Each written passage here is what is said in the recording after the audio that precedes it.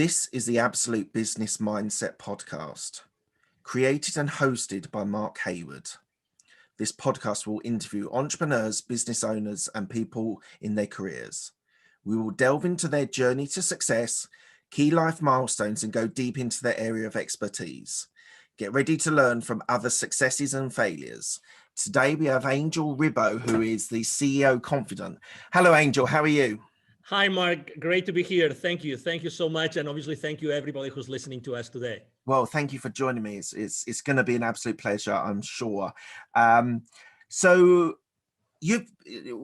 just wanted to give people at the start is a quick synopsis of who you are, what you do at the moment, and then we'll go back and tell the story. So you help sales teams be profitable custodians, which I'm sure we'll talk about later on what a profitable custodian is, in sales negotiation, equity creation, and all based in Dallas, US at the moment. Is that right? Yes, thank you. Right. We are going to go back to your university at Catalonia, your engineering computing engineering degree, but I want to just touch on one thing first. You speak 6 languages. Yes. Wow. So is that all based around your traveling and where you've lived in the different locations, or was there languages that you wanted to learn and you went and learned them? Well, that's a great question. First of all, as you know, I come from Catalonia and I was born 1 hour away from Barcelona. So we are right south of the border with France. So in my school, at my age, English was not taught. So French was the only option.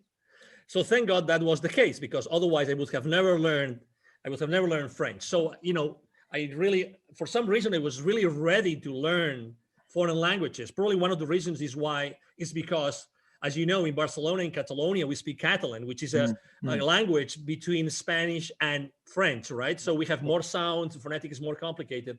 So I was learning French there. And mom and dad, they said, hey, Angel, although they don't speak a single language besides Spanish and Catalan, they said, Angel, we want you to learn English at the same time.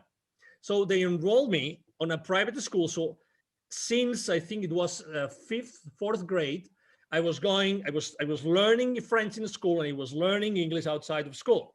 And then magic happened, which was, mom and dad were they saved some money for me and my sister to go to Scarborough in the UK to learn English. And that was in 1981, 82. So that means that I was 13 years old. And that changed my life forever. If you have ever tried to learn a foreign language, you're always translating, right? You're always translating. So me going for a month to Scarborough meant that I went to Scarborough having to translate everything in my mind. And when I came back, I didn't have to translate anything. I was speaking English automatically. I mean, I remember going back to my private school class and everybody was, wow, you've really learned a lot. And I have to tell you that trip, not only my sister went to the same school in Scarborough, but also my cousin. And I did the following thing. I was given the choice, who do you want to stay? I mean, what kind of family do you want to have? And I said, I want to be in a family in which I don't speak a word in Spanish in a month. Right. And they put me in a family. I still remember mom and dad and the 3 kids they have, 2 boys and 1 girl. I was sharing the room with a Swedish guy. Right. It was a Swedish guy. So I was, and the thing is, God helped me so much. This Swedish guy, oh my God, was he an introvert? Okay. Was he an introvert? So I spent the entire month speaking English with the family, and they would take me everywhere, and we would go to so many places. And also the one good thing I did was I asked my Swedish roommate, hey, do you have some friends here? She said, yes, absolutely. I have so many Swedish girls which came from Sweden, which are also in the same school. I could introduce you to them. Guess what? When I wasn't with my English family, I was with these Swedish girls. Right. And for a Spaniard, that was a blast. Oh my God, did that summer change my life forever? And did I not practice my English language skills? So that was, really, that was literally how I ended up learning English and French. And then, I started traveling. When I went to college, I was part of an international organization. I was the president for that organization. And then I went to France with an internship. but I also started to be exposed to Portugal. So I had to learn Portuguese, excuse me. And then I learned a little bit of German because I was for 2 years, I was, dating wonderful, beautiful German girl. So I was literally visiting her, or she was visiting me almost every week. So I was going to Germany a lot. So, when you're kind of everything in your life is taking you to a place where if you just surrender to it, you keep learning and learning and learning. And, eventually I used my Portuguese that I learned with a Portuguese student in Barcelona. I used it when I was conducting business in Brazil, and when I later on in my career, I moved from Barcelona to the UK to work for a technology company. Guess what? I was asked to call in English to the Nordic countries and to Germany. So I was making sales calls from the UK to those countries. So it's kind of, I always had to make an effort. Like I had to put myself in a discomfort zone in order to learn another language. And learning a language, right? I'm confessing here, I am a typical Englishman who struggles with languages. I was at school, did 6 years of Spanish and a couple of years of German, and really struggled. I just didn't have the natural flow of it. But how do you construct learning a language? The immersion technique, it sounds like you immersed yourself in culture, in people, and that's how you learned it. But they're all Latin languages, so they all have a sort of similarity. But how did you sort of approach learning languages? As you said, you're sort of translating everything Spanish to English, English to Spanish. Yes. But what sort of techniques did you use to get your languages and embed and understand with such fluidity? Your English is fantastic, and I know you're in the US now, so you do use it every day. But how did you approach learning the languages? Well, this is a great question. I remember when I was once paid, I think my first employer, when I left college, they paid for lessons. I think it was Portuguese.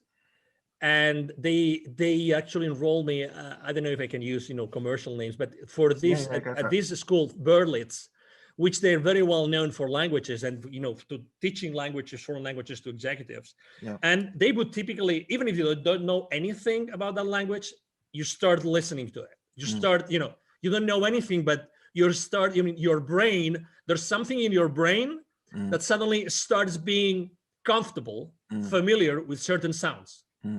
And the more you are exposed, I remember when I first learned English, when I told you my story to Scarborough, having the TV set that we had in the room always on. It doesn't matter, always on. I would never do that today with the amount of fear that there's in the news. But at that point, it's always getting used to the language, even if I didn't understand what they were saying. It doesn't matter. So you actually used a word which is called immersion. There's a guru in human behavior, who is Tony Robbins. Oh, right? Yeah, I know Tony. If you ever listen to, obviously you have, or you attend one of his events, right? He talks about immersion all the time. He always makes this funny story when he started to learn polo, being on his horse and everything. Immersion. Even if you had to pay to learn a skill, but you can literally land, land in a place where that particular skill is being used. Yeah, that's the best way to do it. And again, it doesn't have to be perfect. But put yourself in a position in which you are stressed out, literally. Right. You don't feel comfortable because you don't understand anything. It doesn't matter. But your brain is starting to tune into the expressions, the phonetics. As you know, there's a certain way that every language has its own music. Yeah. Besides its own syntactics and grammar and everything, it has its own music. I think that music is as important and as the language and the words themselves. That has been my experience, Mark. Fantastic. Thank you for that. So let's go to your university degree. So you did engineering, computer engineering. So Exactly. at the University of Catalonia. Yeah, yeah. So just tell me a little bit about your upbringing in Barcelona and why you chose to do computer engineering as a degree.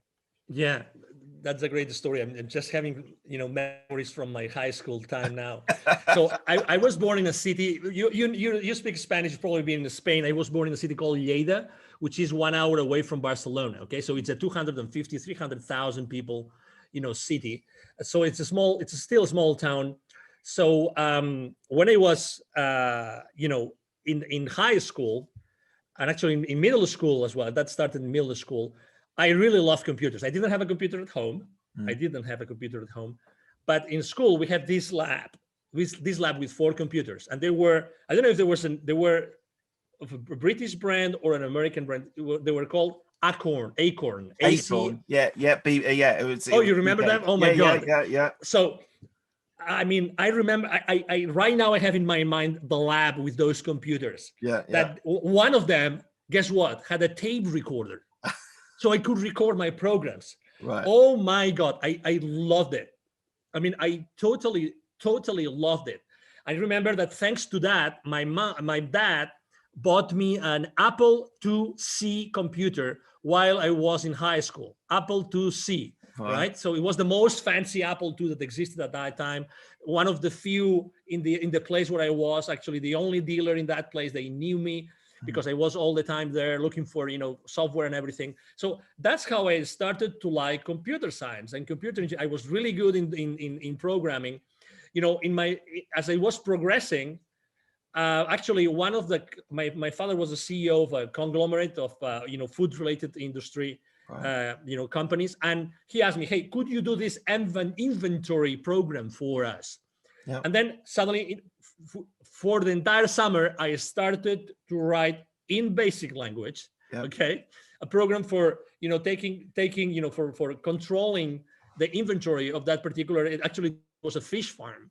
Okay. So, and I loved it so much. It was so good. Obviously, I always had great grades. So when it was time, my last year in high school, when I was a senior, and I was asked in Spain, you have to go through there's a grading system, right? And I had to pick which schools I wanted to, which colleges and universities. And I said, okay, so I would like to go to the school, computer engineering school in the Technical University of Catalonia.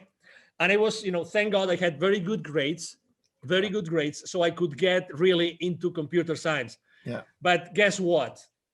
The first year was physics, math, calculus, programming, theory of information theory. I, with all due respect to all my professors and teachers and everything, I hated it. I hated it. Okay.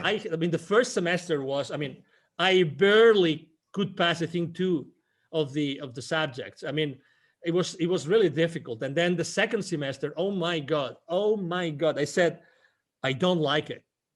If this is computer science and computer engineering, I don't like it. I liked programming a little bit. I like the soft part of engineering of information technology, but I didn't like any of the rest. I said, oh my God, it's 5-year degree.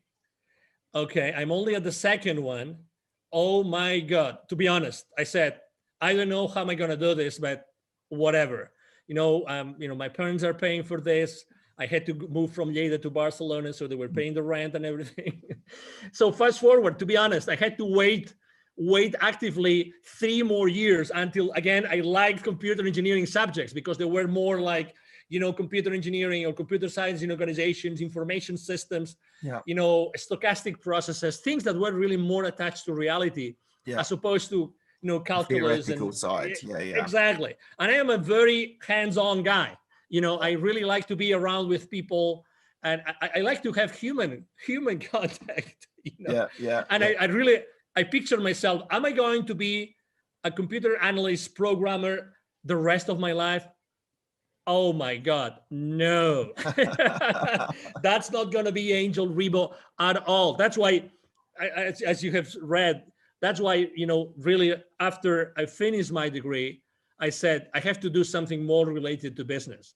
because I think that's exactly where I could make a big Before impact. we go on your MBA, Yeah. just on the computer engineering, and it might be slightly different. I want to clarify. So we have in the UK something called computer science, and that is basically learning languages. And I'm interested. I was talking to someone, a friend of mine, who learned languages and then learned computer science, and that was like JavaScript and C# and all that sort of jazz.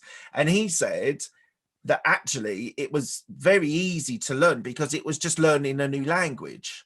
Did you have the same experience there as well? No. Okay. That was actually, it was called a degree when I started. It was called computer science. Right. But as all the, let's say, the names and titles changed throughout my career, actually they eventually called it computer engineering. So I started the studies, were being named like that. But as far as computer languages, no, we didn't really learn, this many computer language at all. I mean, I remember using, after the second semester, we did not learn any language anymore. So you didn't learn the programming. You were building the hardware, building the computers. And we learned both hardware and software. But what I'm trying to say, they taught the programming, the languages that they taught us, or the programming that they taught us were language independent. Right. Okay, so it was very much on how to do things, but not specifically with a language. We were using a universal language, and then literally we were given the freedom to use the language that we wanted. It could be any language. So that was, I mean, again, but if you realize, maybe if it was more like specific languages, maybe I would have liked it more. I don't know. But the reality is that everything seemed to me too abstract, and I wanted to go back to earth. And that's, as I mean, reflecting upon what I had done in high school, again, it was very down to earth. I was able to deliver specific results. I mean, as much as I am a strategic guy, but to be honest, I'm a strategic as far as the rubber can hit the road, really. Right. Otherwise, it doesn't serve me. Right. It doesn't serve me. And I need to see those results, because at the end of the day, I think that has helped me a lot in my life in general, like really wanting to see those specific results, those specific outcomes of everything that I have done. Yeah. So you then did an MBA in Barcelona. Yeah. Was that to give you the business experience? Yes. Actually, and one other question, sorry, a follow-up question. Yeah, of course. At that time, doing an MBA, did you want to be an employee working for a big, whether it's computers or whether it was a business or finance, wherever? Did you want to work for a big corporation, or did you want to be an entrepreneur at that stage? That's a great question. I'm going to tell you. So while I was studying, in order to make money, I was actually working at the same time. Right. And I was working, giving education, computer education, teaching WordPerfect and Lotus 1, 2, 3, to the employees of the university of my own college. Okay. Mm-hmm. But the first job that I got before I graduated, I was actually at the rector's office, at the president's office of my own university. Oh, wow. Okay. Because they opened a position in the international, it was called the rector's office, Department of International Relations. And that was my first job. My real first full-time job was like this. So it wasn't related to technology at all. So while I was having that, while I was, doing that job, I was there for 5-6 years. I was actually studying, my MBA. If you ask me why, because I really wanted to have a different perspective of the world. I wasn't thinking of where am I going to work, what kind of role I want to have. I wasn't that strategic. The only thing I knew was that I needed to have additional knowledge if I wanted to go with a higher level of comfort to work for any corporation. Right. So I started working in international programs, and then I started traveling extensively. And we had these wonderful relationships and trips to the UK to talk to the Imperial College and the University of Manchester School of Architecture. And we would go to all these many, universities in Europe, and also in the US and in Latin America, which were mainly the places where we would have, relationships and programs and things going on, right? So that was actually my first full-time job. And it was thanks to a bad personal experience that actually I decided to move out of Spain. But when I was still working, and let me tell you the story because you're going to like it. When I was still working at the university, a female headhunter came one day and said, Right. Angel, we want you in the private sector. I have this opportunity for you. I cannot disclose how I found you. And actually, I still don't know today why. Okay.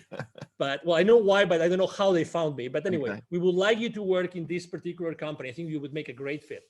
And it was an audiovisual company. Okay, so they would do all sorts of audiovisual productions of any size. It would be the launch of a new car for Jaguar, or it could be like the 100th anniversary of FC Barcelona, just to give you a couple of examples. Yeah. But the reason why I mentioned this is because eventually I was fired from that company.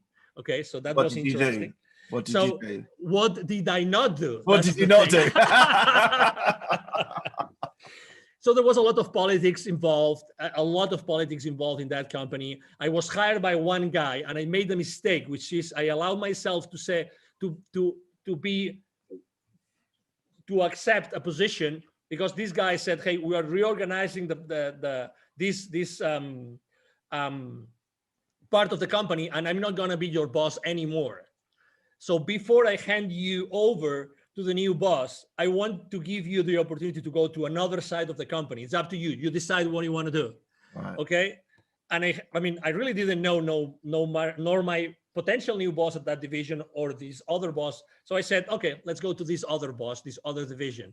And that was my life sentence. Okay. That was, but anyway, but that's okay. And that was before. You learn from these experiences, don't you? My God. Oh, absolutely. Because, I was supposed to be in charge. Do you remember the 2000 effect? How going from 1999 to 2000? Yeah. Y2K or whatever it was called. Exactly. The 2K effect. Nothing happened. Exactly. Nothing happened. Nothing happened. The clock just ticked over. How many trillions of dollars, of pounds were spent for that, right? But anyway, so I lost my job, and then I had this conversation with my headhunter. Hey, I'm glad that they stayed at that company more than 6 months, so you get your full fee. I told the headhunter, but okay, could you tell me why did you really come to pick me from the university and take me to this private company? They were really a good company, and large and very, very well known. And she goes, well, because I needed someone really flexible. Okay. I needed someone. There was something that I really liked at the interview with you, Angel, which was and she said, so if you're ready for this explanation, Mark, she said your feminine side was the part that really attracted me. And I said, what? And what did you go? What? Obviously, I've lived in so many. I'm so open to all obviously so many sexual orientations. I have friends all over the place with all orientations. So I said, what do you mean, right? Because I wanted to know. And she said, I want you to know something. And actually, it was the first time ever someone told me about this. So we all have this feminine side and this masculine side. We all have this. Like it or not, it's a reality. Yeah. And for what you stand in the world, you have this flexibility that's very difficult to find, in full-fledged masculine roles for men. And, I found this in you, and I knew that you were going to do a good job, regardless of what happened at the end. So anyway, that was my last job in Spain. And then it was when, the universe had a wonderful position for me in the UK. And that's how I. And so what did you do in the UK? Yes, I worked for my first ever American company. Right. It was a high-tech company in this technology park in Fleet. Yeah. I think is it Hampshire? Fleet. Hampshire. Yeah. I think it's Hampshire, exactly. So, and basically I was part of the inside sales team. I started as an inside sales guy, and then inside sales team leader. And I was like basically first making phone calls, a lot of phone calls, trying to get appointments for my field reps. Right. And my field reps were in different countries, and I handed over those leads to them. And then I became a team leader. And that's what I was doing. It was my first sales role ever. And I loved it. I loved you it. enjoyed it? It's a people business, isn't it? It's a people business, yes. And we had all those call blitzes, that we had to make X number of calls, and if you reach that goal, then you had a bonus, and then you would talk to the field reps, and they were super excited that you got them this amazing sales appointment with the CEO of that corporation. That was so exciting. I really loved it. I really liked it. And then I see you moved to Mexico. Is that right? To do sales there as well? Exactly. I moved to Mexico. The company I was working with in the UK, American company. I went to a sales boot camp in Boston. They were based in Boston, and I decided to take a vacation after that boot camp in Boston. And I said, I'm going to take a vacation. I've never been in Mexico as a tourist, and then I'm going to go to Cuba. And it was while I was in Cuba, and that's the reason why I moved then to Mexico. I had my first spiritual experience ever. I mean, I was very down to earth, and I didn't know what a spiritual experience meant.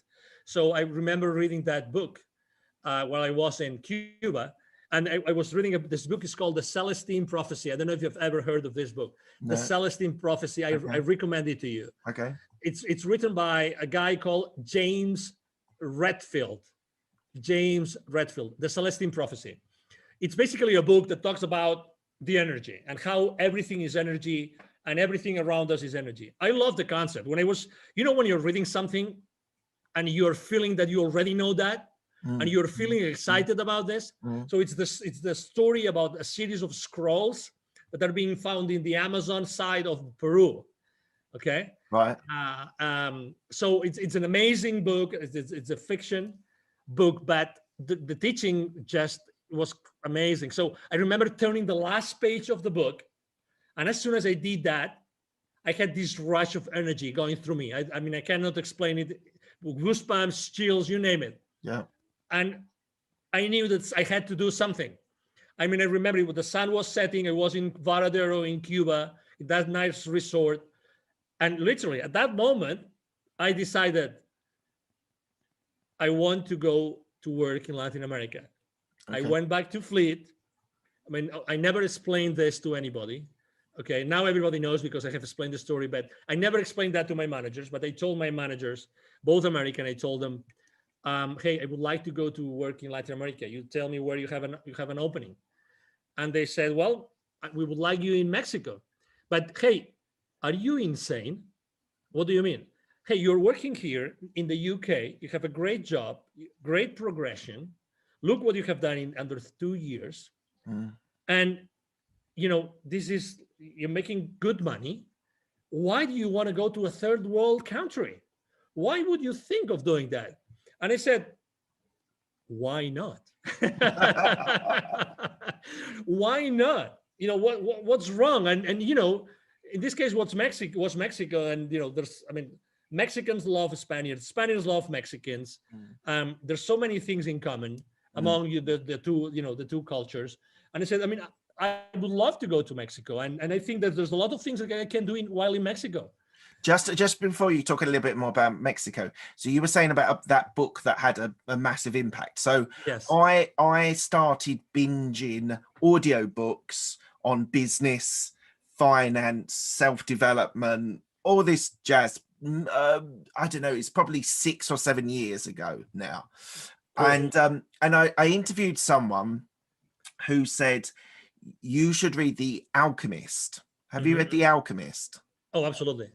So I was binging on this business stuff, and he's like, no, this will give you a really good perspective. It will open your eyes. It will spiritually help you. And I was a bit cynical, but I listened to it on audiobook, and it changed my life. It really changed my life, having that perspective on people's behaviors, people's way people react, and the way I should react, or the way the character in the story reacts to situations, and I'm even, while I'm telling you about this little story, I'm even thinking of the stories within the actual story. So so I know what you mean. I didn't decide to move to Mexico or anything, but I definitely know what you mean. Like non-fiction books can have, like, because as I said, I binged on business books, but that really was a life changer and a really inspiring book. So sorry, I just wanted to just pop that in there. Sorry, you were saying about Mexico. No, so but I would like, no, but I mean, to your point, I mean, I downloaded my first Audible book before Audible was even an Amazon company, and I think it's a great companion. I think that for while I'm in the shower, while I'm driving, while I'm commuting, I mean, while I'm exercising, audiobooks are a great companion. They're fantastic. I must admit, my intake has reduced, because I used to do it on the commute into my office while I was still working in corporate, and that was my, as you say, companion. That was go in, listen to a story. I listened to it at 2 times speed as well. My brain now assimilates it faster. I think that's one of my life hacks. Like, if you're listening to audiobooks, put it on 2 times speed, because your brain just reacts and starts assimilating the information even though it's coming through faster. Thank you. So try that out. That's a great tip. Try that out. I never thought of doing it, but that's why I never thought of doing it, because when I tried 1.5, it was so uncomfortable. No, the thing is, no, I know. You literally have to do like 2 or 3 times of trying it, and then your brain just switches, and then it goes into that level as well. Exactly. No, you just, absolutely. I mean, I am a follower of a guy called Dr. Joe Dispenza. And he talks about, he's one of the most famous neuroscientists, very, very, very respected, because he's very science-based. And he talks about neuronal connections, how they are being built, how they are being, if you want to change your limiting beliefs, how do you have to replace them by others, these kind of things. But now that you said it, I immediately saw it. Exactly. That's the place. You have to be on an uncomfortable place. As many other things in life, you have to be in an uncomfortable place in order to get yourself into a completely different level. And guess what? You just said it. It's a life hack. It's a life hack. I'm going to do this immediately. I mean, thank you. Well, don't do it until we finish the interview. Thank you. Oh, yeah. No, but I mean, just because of this is a life-changing piece of advice. Thank you, Mark. Well, no, honestly. My absolute pleasure. So let's move from Mexico. You then moved to Dallas. And I thought it was really interesting when I started reading. So was it, I don't know how to pronounce, Dassault Systems? Yes. Dassault Systems. Yes. So you moved there, and you were doing the Mexico account in the office. But you did sales and marketing. You were there 10 years. So you were there a substantial period of time. Absolutely. You did marketing and sales, account management, sales leadership. So what made, first of all, what made you move to Dallas? And then why were you compelled to stay there for such a long period? Yes. The first thing, I moved to Dallas because at some point in 2010, the vice president for sales, he came into the country and he said, "Hey, Angel, if you want to offer you a better position, you have to move to the US, because we are a US-based company. So if we want to offer you," so he helped me tremendously. Great guy, and great company, by the way. Dassault Systems is a great French company. Right. So that's the reason why I moved to Dallas. Also, I was a bit reluctant in the beginning to move to the US. Sometimes Europeans, we're, biased on our thoughts, and it goes both ways. So, some of the Americans don't like Europeans. Exactly. Well. But I have to say, it was a great move. Also, I had 3 kids in school age. Right. So for me, also, it was also a very important thing to decide if I wanted them to receive an education in Mexico or in the US. So we decided with my wife to do it. So why I stayed so many years? So I stayed so many years because of these 10 years, actually, of these 10 years, the first 8, I was working for a division called SolidWorks, very well known in the software industry, engineering, product design industry. And I really had a lot of freedom. I really developed a very strong business. I was enjoying it. I was thriving. I had a blast. I had an extraordinary team. I did great things.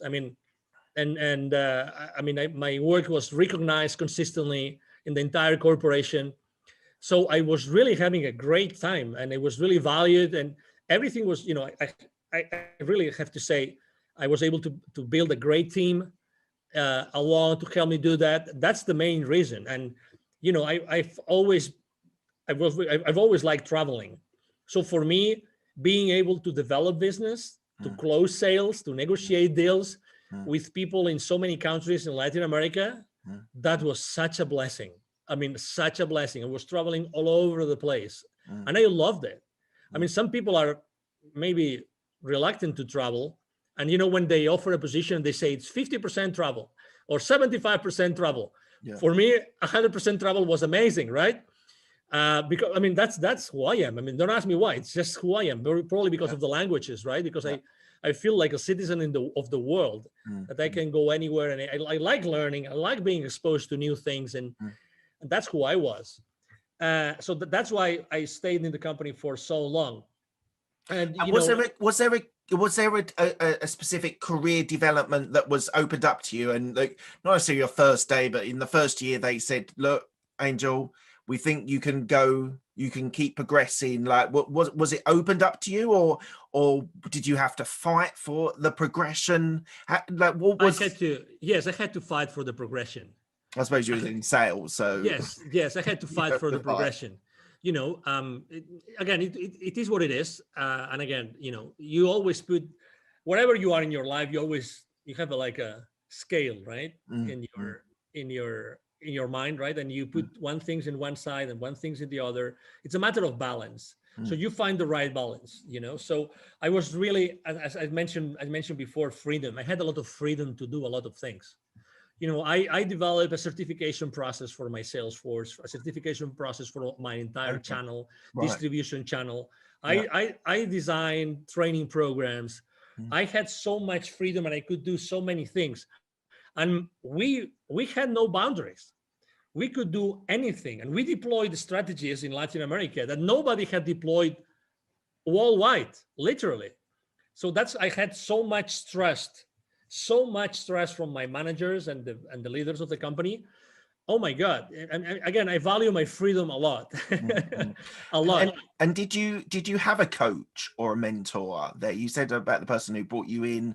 What was that available to you? Not really. That's a great question.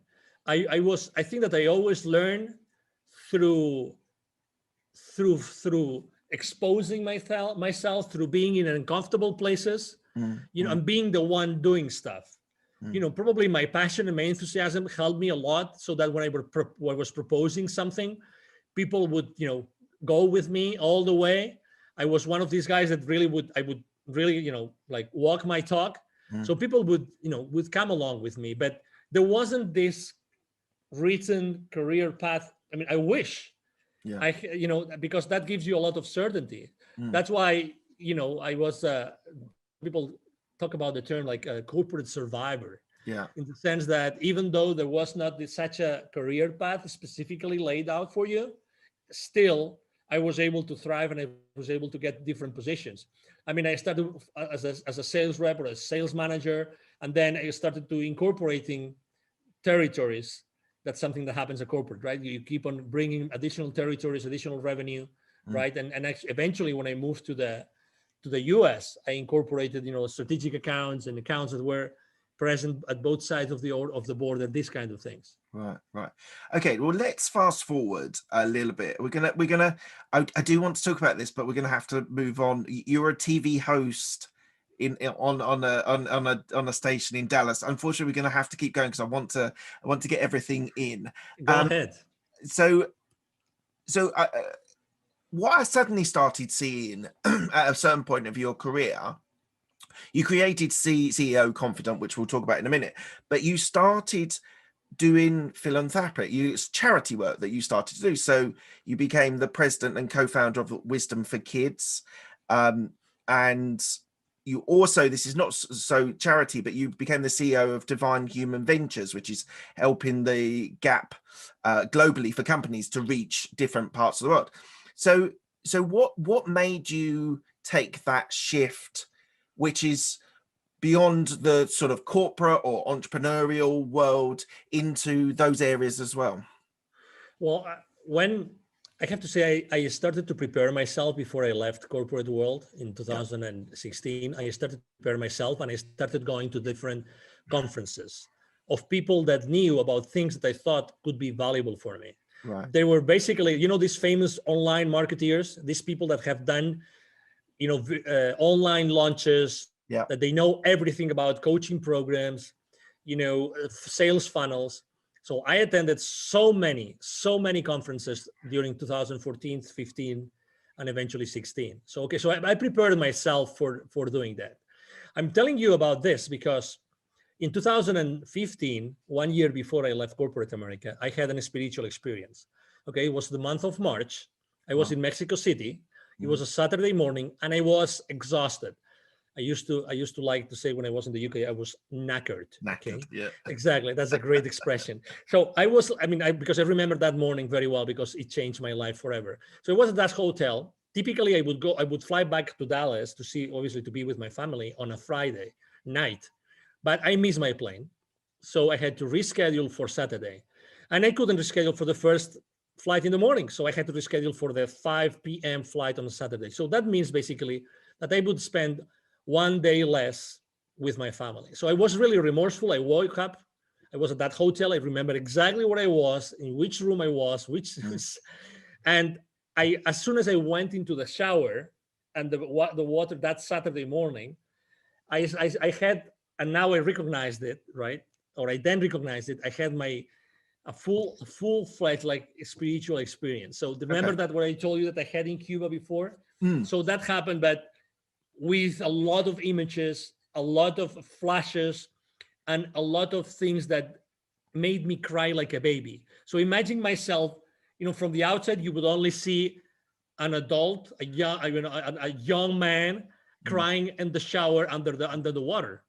But I was having all those flashes of basically all those kids in need that I had met so many times while I was conducting business in Latin America. So picture this, right? My clients were, and that's why I call myself the CEO Confidant. My clients, while I was in Europe first and then in Latin America, my clients were always large manufacturing companies. And I was always, because of the way we were conducting business, I was always talking to the C-levels of those companies. So I was always going to close business to these top, level The executives of those manufacturing plants. But guess what? In Latin America, manufacturing plants are where? Outskirts of large cities or even rural areas. And guess what? Where is the poverty? Where is the poverty in those areas? Yeah. Exactly in those very same areas. So every time I would go to those manufacturing plants to talk to those high executives, before getting into those places, I would see so many examples of kids coming to me and saying, "Hey, sir, senor, would you buy some gum for me, some candies? Would you allow us to keep your car safe while you are inside of the plant? Or could we wash the car? Could we clean your windshield for you?" So all those images of so many examples of kids in need, this came to me so strongly while I was in the shower, and it was very clear to me after literally crying under the shower for 15 minutes. It was very clear to me that I had to do something. That experience, that incredible amount of energy going through me, meant that I had to do something about it. Okay, so I remember that I was so sensitive that day. The gentleman, Mr. Martin, Mr. Martin, he was the guy that was like my driver in Mexico every time I would go to Mexico. So I remember having breakfast. He called me, "Hey, are you ready for the appointment we're gonna have this morning?" I said, "No. You're gonna have breakfast with me today." So I invited him for breakfast, and we had a breakfast together. I remember that breakfast as if it was today. I said, "Martin, we are going to cancel this call, and we're just going to talk about something that happened to me. It's going to sound crazy, but we've been together for so many years." It was 2015, Okay, so I would like to share a story with you, and that's what I would like to do for the rest of my life. And I remember even crying over breakfast as I was explaining to him what had happened, a few minutes ago before, right? And that's the reason why. That's the reason why I said, "Oh my God, I have to do something." And that's what really triggered and ignited me deciding. Actually, I decided to create Wisdom for Kids with a friend of mine and his father, three co-founders, before I even decided to leave corporate America. But it was very clear to me that I was going to be the connector of the unconnected. Right. Right. The connector of the unconnected, the connector between this top layer from a success and wealth point of view with the bottom layer.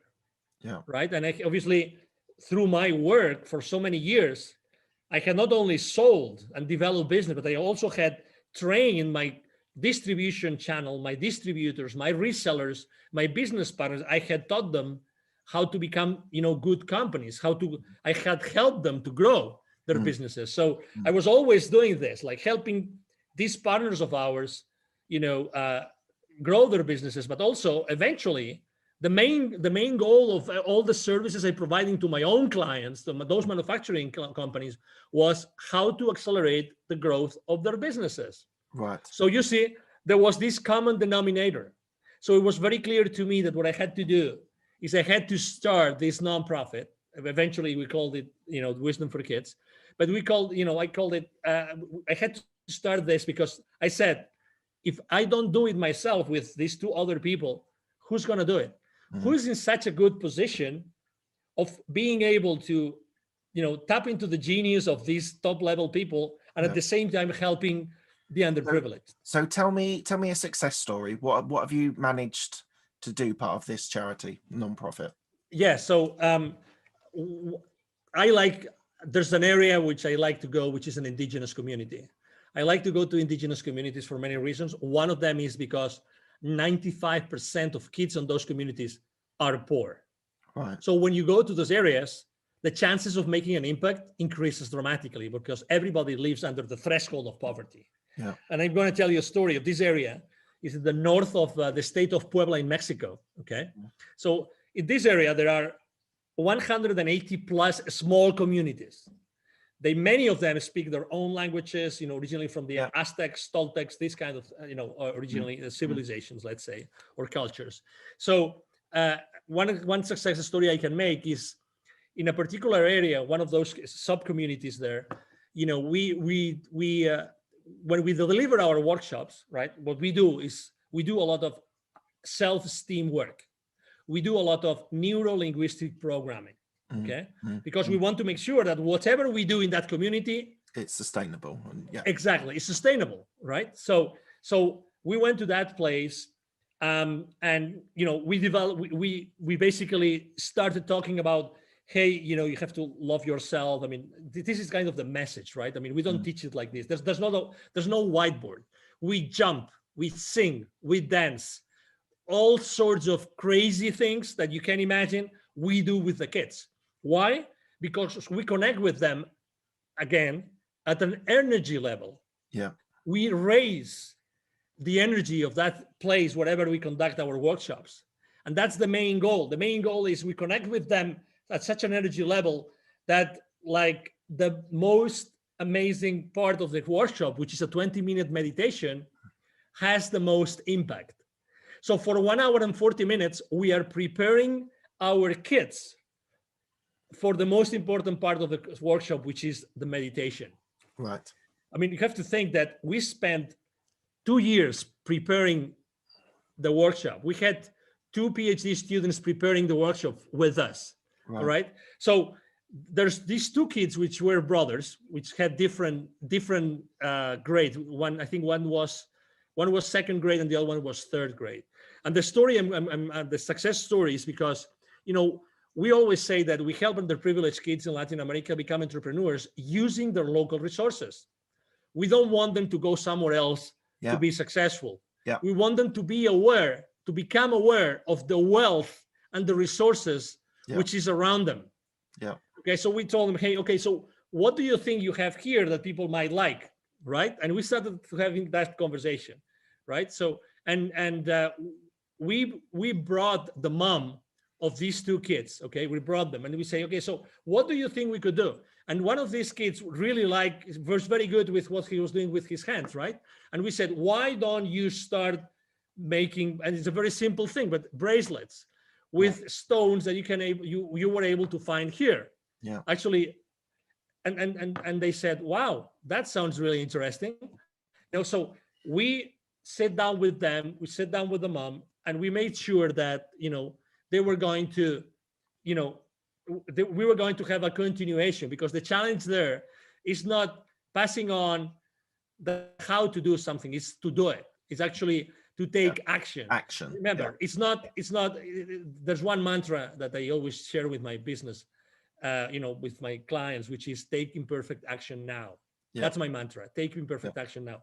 So we sat down with them, and that was at the end of 2019, and we said, okay, so this is what we're gonna do. So we make sure that our local teams. We always have local teams. We do all of local teams when we go to a community. They're gonna make sure that you guys are gonna be following through. Okay, so our volunteers locally, have been talking to this mom and to these kids, and I know for a fact that these kids have been, selling those bracelets to the local community. In this area, actually, there's a former Toltec pyramid compound. So it's a very highly charged, again, energy place. It's a magic place. So they already have a place where tourists go, so they can sell those bracelets already to the local community. And after that, there's going to be many things that are going to happen. I mean, obviously, unfortunately, the world closed down, unfortunately, in 2020. But we're talking about incorporating other nature elements of nature into their bracelets, and obviously writing a story about that. We are very cautious about keeping the identity of those kids safe. We don't carry a single list. There's no list. I mean, of those 1,000 kids more plus that we have helped, we don't carry any single registry. We don't want anybody to hack into our information and use it inappropriately. We're very, very cautious about that. I think that privacy and confidentiality is extremely important today, and we want to keep those communities safe. So that's a great example. That's a very good example of a success story. That's fantastic, and all power to you. I think it's a wonderful idea. And what's so great about it for me is that you're inspiring children to perhaps be entrepreneurs, but in their community, in their country. They don't feel they have to go to America or go to the cities. They can develop within the local community, which I think is wonderful. I want to ask you a question which I don't often ask, but I'm intrigued. So you've described yourself as a global citizen. You travel all around the world. You are you speak many languages, and a lot of your time is traveling. And you mentioned a little bit earlier on about having 3 kids. So how do you balance being a global citizen and also being a parent of 3 kids? That's a great question. And let me make a confession. I think that once my wife gave an interview to someone and she said it, so that's why I'm going to say it. Okay. At some point in time, I think it was in 2008, so 2 years before we left for the US, actually, and she didn't tell me actually until 3 years later. So only a few months before she got pregnant of our second kid, she told me she was actually thinking, she told me one day, Angel, you were spending so much time gone. I thought our marriage would never last. Never. We were living in Puerto Vallarta in the Pacific coast of Mexico. And I would literally spend 2 weeks in a row gone. Right. Like gone. And we had at that time we had an 8-year-old kid. I was literally gone. And that comes with a price, right? So I loved, obviously I was gone because I loved what I was doing. I totally loved it. But so so that came definitely with a toll. right? And when I made the decision of leaving corporate America, actually one of the main reasons besides my nonprofit was I really would like to spend more time with my family. And let me tell you, I've taken my second kid, my 12-year-old now, I've taken him with me to do what I do. Right. And it's really eye-opening because I remember when I took him for the first time, we got to the place in the mountains. It was a very poor village. Mm. You know, there was the Sunday market was on. Mm. It was dirty. It was smelly. It was raining, you know, cats and dogs. Mm. And my kid, like we had literally, I mean, we took a 6.5-hour bus from Mexico City to that place in the mountains. Oh, okay. Yeah. Yeah. Okay. I mean, and my kid said, Daddy, I want to go back home now. I don't want to be here. Oh no. I don't want to be here. That's I not what mean, you want to hear, is it? the whole landscape, you know, the whole scenario Yeah. was so, let me use the right word in English, appalling Yeah. for a kid that he said, I want to go back home. I don't want to stay here. I mean, I really don't want to stay here. Well, luckily enough, the next day it stopped raining. It was, you know, as you know, in the mountains then it was warmer and it was very nice sun. And then obviously he was involved in delivering the workshops. Yeah. He was one of the highlight of the kids because they got to see a kid from a completely different life Yeah. Yeah. with them. Yeah. You know, and then he changed the way that he was seeing the whole wisdom for kids that dad is doing, you know. Yeah. And it was a great experience. And now he knows and he understands exactly what an underprivileged kid means. Yeah. Yeah. And Absolutely. you know, but yeah, so but it was, to your question, it was very difficult. Now I work, I mean, my office is at the second floor at home, you know, we have a 2-story home. Yeah. And it's different. And I spend a lot of time with my kid, and actually now he's in school, but most of the time he listens into my podcast interviews. Right. And not only that, sometimes I ask him to write posts. He's brilliant. He's much smarter than me. I mean, needless to say, his genes are much better, much better. And he's brilliant in English. He's brilliant. He got this prize from his school for his English, you know, skills. He writes really good. So he has his, you know, he made his own computer and he has it like next to me here in the office. Thank God we have a large office. But I love to have him involved. And every month I have my daddy son night, my daddy daughter night, obviously my daddy mommy night, right? Yeah. Date night, we call it. But it's important because otherwise, I mean, you know, I mean, just to mention something, the last 12 months, how difficult have they been for the families? Do you know what? So I left corporate in October 2020. So I'd sort of been living a dual life. I had my corporate career and then I had my podcast and various other things. And I was sort of leaving the house at 6:30, 7 o'clock in the morning, coming back. I had US clients, so I was coming back 8:30, rarely seeing them in the day.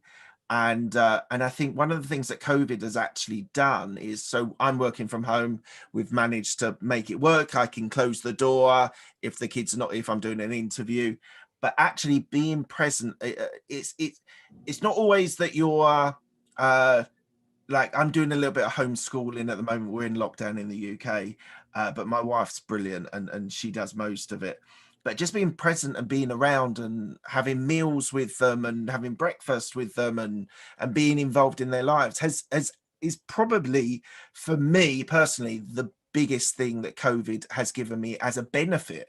Now, obviously, there's terrible, terrible stories and deaths, and people I know have had sorrow and sadness. But the one thing for me that's been great, it didn't push me to leave corporate America. I was leaving. I just hung around a little bit just in case what was going to happen, because it was also new. But I think the thing is making a really important point that that I wasn't necessarily traveling a lot, but it just, the corporate world sucks you in and it wants more and more from you, and naturally your kids and your wife and other and people around you, They're the people that suffer.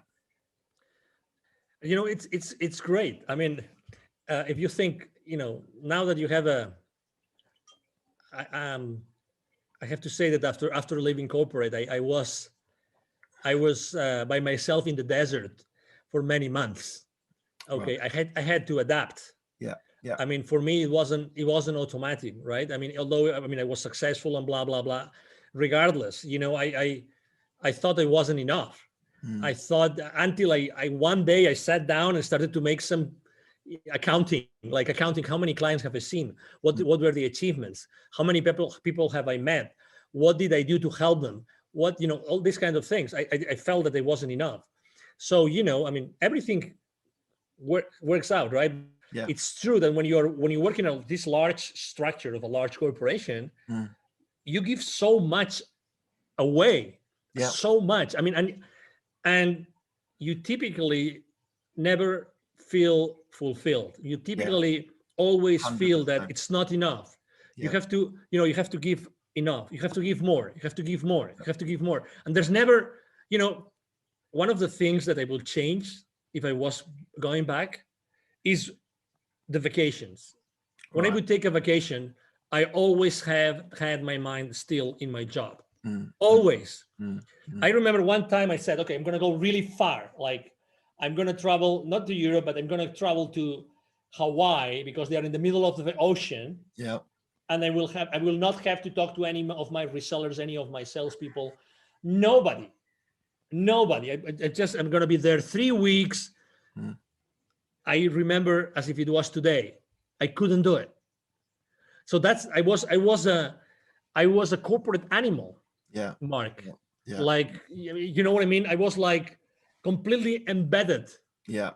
into that So work. was I. So was and, and I didn't feel that it was wrong. I feel that that's what I have to do. I'm responsible for my business. Yeah. I'm responsible for my coworkers, for my, direct reports.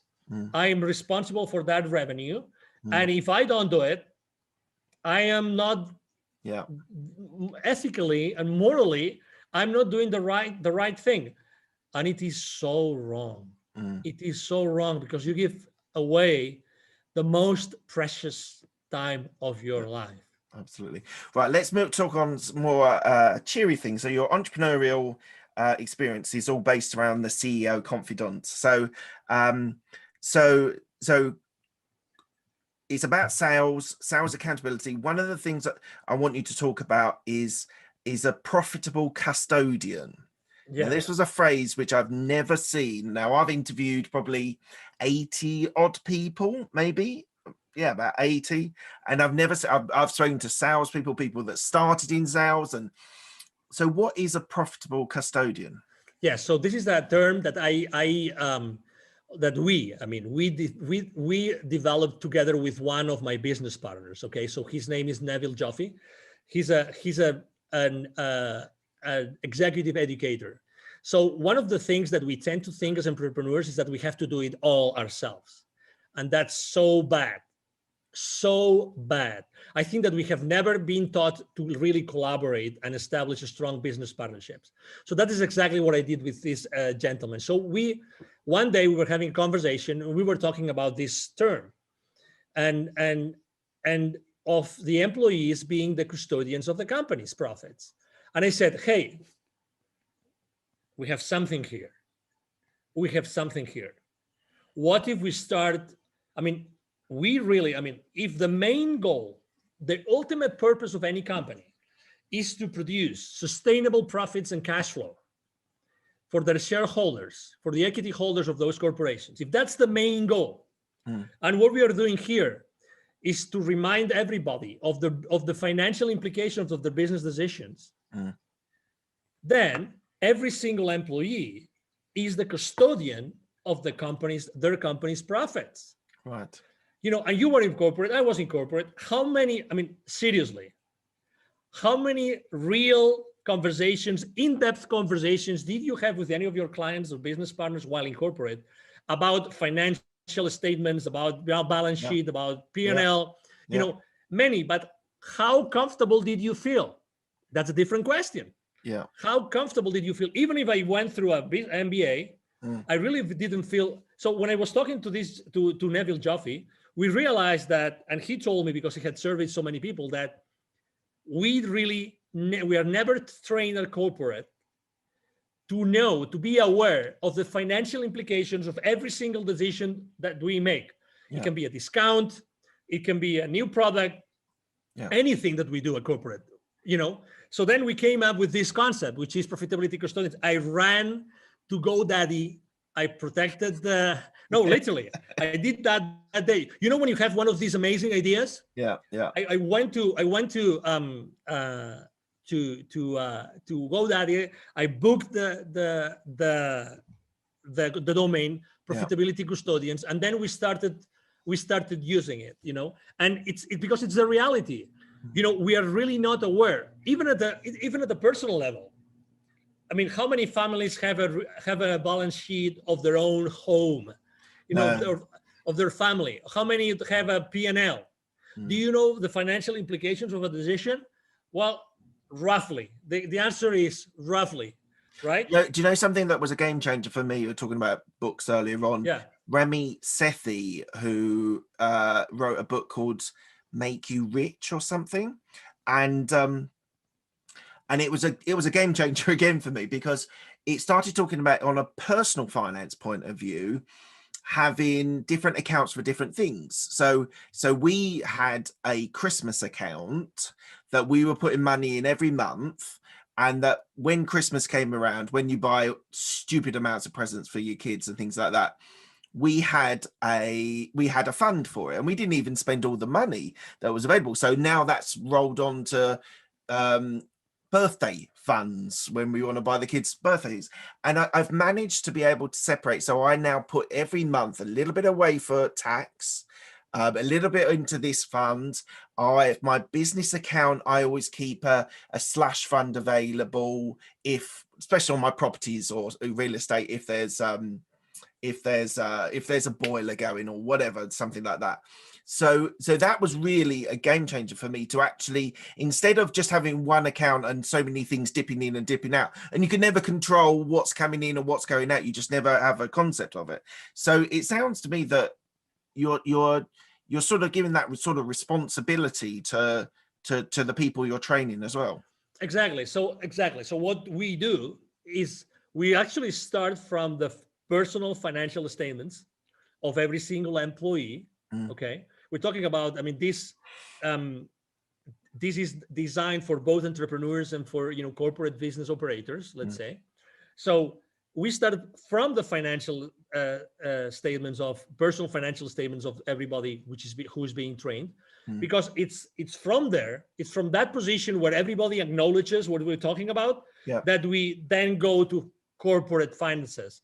And again, it's the same thing. Wherever you are in the corporate arena, wherever you are in the corporate world, whatever the place in that matrix of your company is that you are, every single decision that you make has a financial implication. Yeah. So basically that means that every time you make a decision, you're actually signing a check. But the CFO doesn't know, but you're actually signing a check. Yeah. So every single employee are signing checks. That's why they are the profitability custodians. And exactly, it's a very unique term. But every single employee is the profitability custodian of the company's profits, because that's the nature of the company. And that's a blind spot. That's a big blind spot. We run, as you know, we are very active on LinkedIn. We run a survey on my profile. I run a survey asking, what do you think is the main blind spot of salespeople in the corporate world? And we expected that profitability would be one of the top places. It wasn't the top. It was not the top. So that's why, again, even though every single company exists, in order to produce sustainable to increase sustainably, shareholder value and cash flow, that's the main goal of a corporation, then very little is done at an employee level. Obviously, the CFO knows what he's doing, but how much is being done in order to align? 100%, especially in corporate, because people that I worked with. So I want to talk about innovation, but just on that. Go ahead. Well, I'll lead into innovation, but people that I worked with, they had no responsibility for their products that they were working on. They turned up and they did tasks, and that was they then left. And they had, as you say, they had no responsibility of trying to make it more efficient or to raise revenue or go out. And the reason why I was successful in it was because I was interested in business development and actually finding new clients, finding new markets.